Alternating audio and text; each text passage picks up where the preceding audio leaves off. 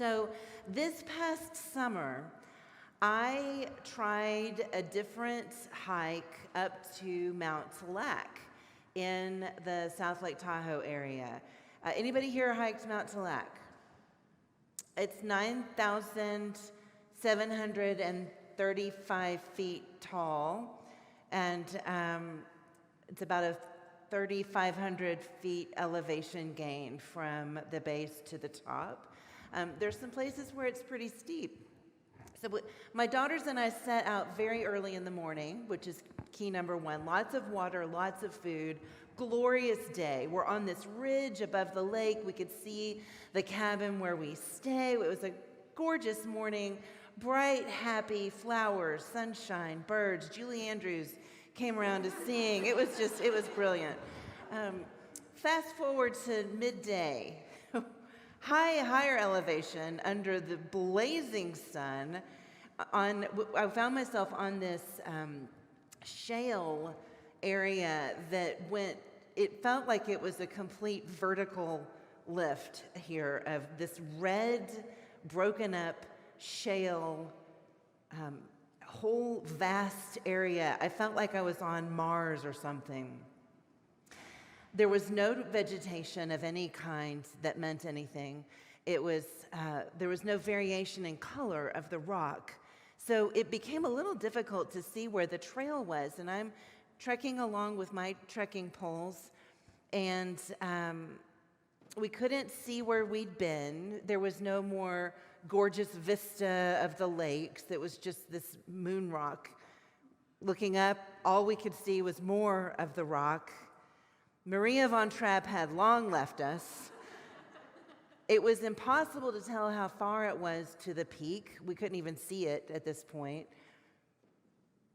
And I looked around.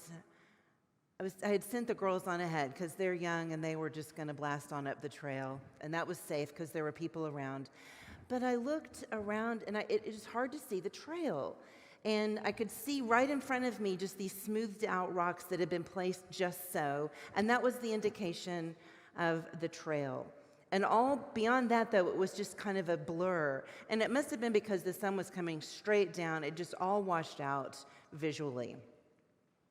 And then at a point where it got super confusing, I looked up and there was a little cairn, a little pile of rocks that somebody had set.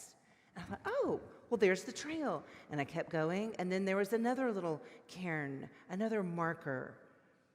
At each of those, I felt this just overwhelming sweep of assurance that I was on the right path. And I started sending up little prayers of gratitude for whoever it was that had been ahead of me, who thought to mark the trail that way. No doubt they, too, had felt uncertain, maybe or scared or worried like I was, and they paused to think of a hiker that was going to come behind them, and they made a little mark on the trail to help them. So I could see the girls way, way, way up ahead, and that was fine.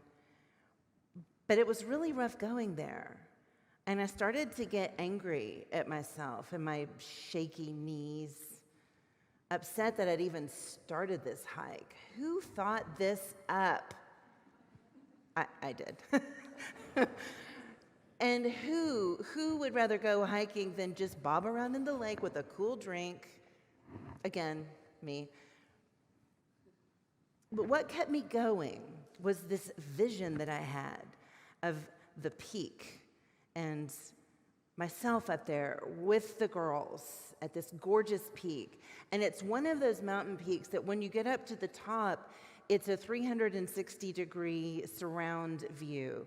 It's not a peak where there's other peaks behind you. It's the only one around, and you really get this beautiful, beautiful view. And I had some romantic idea that I would be up there with my girls, proving that I still had it. So when you're on a journey, and maybe you've had this happen to you before, you've started out on a journey and you can't see the familiar past, and you haven't yet arrived at the destination, there's a time of deep unknowing. It feels untethered, uncertain. And it is absolutely necessary. It is absolutely necessary. This in-between time where you maybe have decided to move, but you haven't found your next spot. Or you've moved in, but you can't remember where you put the forks and the knives and the cups. Or you started a new relationship, but you're just trying to figure it out. Or the baby has been born, but nobody's getting any sleep, and it all feels just completely like chaos has descended on your life. This wilderness time is where we find great gifts. It is space to learn about new things about ourselves and our travel buddies, and maybe our reliance on the wisdom of those who traveled the path before us. There's healing and laughter and loss and clarity about what is essential, like trekking poles and water. You might find that time creative and exciting. So Jacob is in the wilderness here too. He's fleeing his angry brother Esau, from whom he has just stolen the birthright. And Esau was in a murderous rage, and Jacob was in a very tight spot. So he took off to go visit, I think, an uncle or cousins where he could be safe. And he didn't know exactly where he was going. He could not see his destination yet and whether or not he would be welcome. He definitely had to leave home. So stopping for the night, he sets up a stone for a pillow and rests there on his rock. And here, unexpectedly and improbably, he finds the greatest gift of all, the presence of God right in the wilderness, ascending and descending upon him, right in that place. And God's voice comes to him and gives him a vision of what is to come, an assurance that he could keep going because he could imagine the future that was ahead of him. And in this letter to Timothy, notice that Paul knows these people. He names them in their relationships going back. Your faith has been born in you from before and before and before. He goes way back. He says, I know you. I know your people. I know your faith. You've got this. Reading this, I was kind of reminded of that 80s show Cheers, where everybody knows your name. Do y'all remember that? And Norm, where he walks in the bar and everybody says, Norm. Paul is writing to people he knows. He names them, and he knows their story. And we need that too. We need to be in a place where people know who we are. And that's one of the gifts of this community right here. Have you ever noticed how wonderful it is to come here and have somebody greet you? And if they don't know you yet, they can ask your name. And if, like me, you've said the name many times, I get to ask you again and you tell me again, and it just is okay. There's a lot of grace in that, I hope. I can't tell you how many of you all have told me, oh, we've been friends for 20 years. We started just going out to lunch after church, and now we've been friends for 25 years. I see you, and I know who you are. These friendships start here and continue on. Or Bible study, or small group, or the Alpha program, or the Beta program, or a trip, a mission trip, or EFM. What angel is waiting for you today to say, I see you. God is in this place. Let's discover that together. It's in that connection, in that relationship, that we see those angels ascending and descending. And I wonder how you, each one of you, are going to connect with each other today. What are you going to do to reach out to somebody that you haven't seen in a while or just want to catch up with, or who you do not know yet? And what can this church do or be that will help you mature as a Christian, that will help you make those connections with one another and the community outside these doors? Well, back to that torturous trail I was on. I was at a bend, and the crest of it, I couldn't see beyond the crest, and I decided I needed to stop and rest. And as I was sitting there, gasping for air, I will be honest with you, this woman came around the trail, lovely woman, and she said, "There's a delightful young woman right over the crest of that hill who I think looks to be your daughter, and she's waiting for you right around the corner." And then off she went. Well, this gave me such a burst of energy. And I popped up and scrambled the rest of the way, which at this point also included snow, I have to tell you. And there was Sophia right over the bend. She had been waiting for me, and she said she'd been watching me. She said, "Mama, I was telling you, she's like, don't stop now, come on, I'm right here." But I couldn't hear her, and she just had to wait. She sat there and waited and watched me sit and rest. And she said, "You're almost there. We just need to go around the corner here, and we'll be there." Full disclosure, the top and the crest was not just around the corner, it was around many, many corners, and I'll share the rest of that story with you another time. Here in the church, we're in an in-between time in so many ways. And maybe we're tired of talking about that fact. It can get tiring, can't it? We just want to say, let's just get back to normal. But I'm the priest that is charged specifically with helping you navigate this in-between time, so we're going to talk about it a little bit.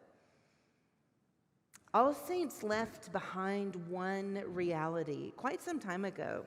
It was a season of stability, and for a while now, we've been in a time of change and transformation. Well before COVID hit. Think for a minute, way back then, how the culture around us had been shifting already. Okay, that was in the water well before the pandemic, well before any of your clergy changes. Cultural, economic, environmental, technological changes all were happening at a rapid pace and getting faster.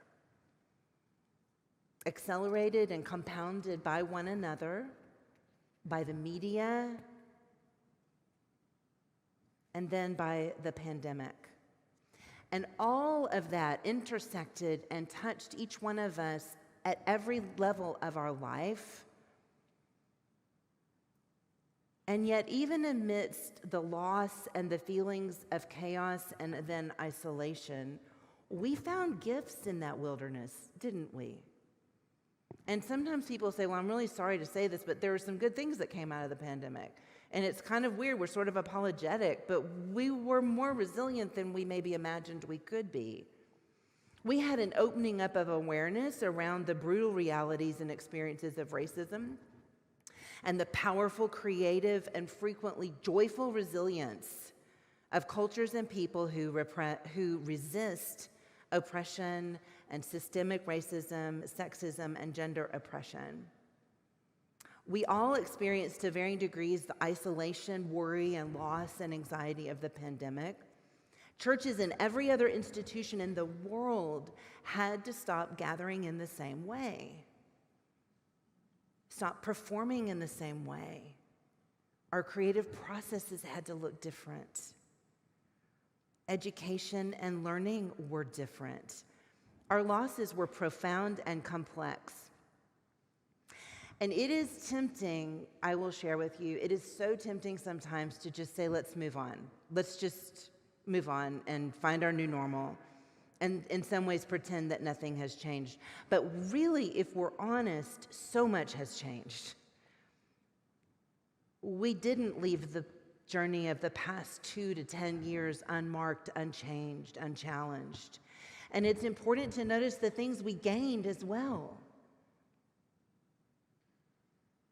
It will be a long time, I think, before we adequately can name how profoundly we as individuals or as families or a church or a community, a country, a world changed. And before we can name all of those things, I think a whole generation is going to have to grow up into maturity and look back on it and tell us about that. But we slowed down and we were forced to take care and take stock of our situation, this in-between time. If we use it well, it gives us a chance to try new and creative ideas because the old answers don't work anymore. The person who has all the answers stops asking questions. Right? So this time is a time where we get to ask new questions and come out with new answers. Now, the gift of our church, this church in particular, is that we find stability in much of what we do. We need stability and encouragement in order to take the next steps in those changes that are before us. I needed a nice rock to sit on and a daughter around the corner in order to make that last lap. Here, our music, our ritual, our prayers, patterns of connecting with each other on the patio and in small groups, offerings that are new and offerings that are decades in pattern. All of this can be like a stone in the wilderness, a place to rest, or a cairn to mark the way. It gives us time and rest and the ability to imagine, what does God have in store for us? What is God calling us to next? Like the angels of God spoke to Jacob so clearly in the wilderness and said, "Here's my vision for you," so too God is speaking to us. And I wonder what beloved angels or members of our extended All Saints community are cheering us on or waiting around the corner to connect together, helping us to rebuild this church, connect with one another, open and serving the wider community, and growing in Christian faith.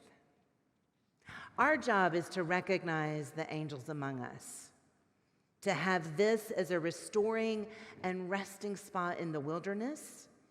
And upon seeing the angels of God that I promise you are right next to you right now, proclaim, surely, surely God is in this place.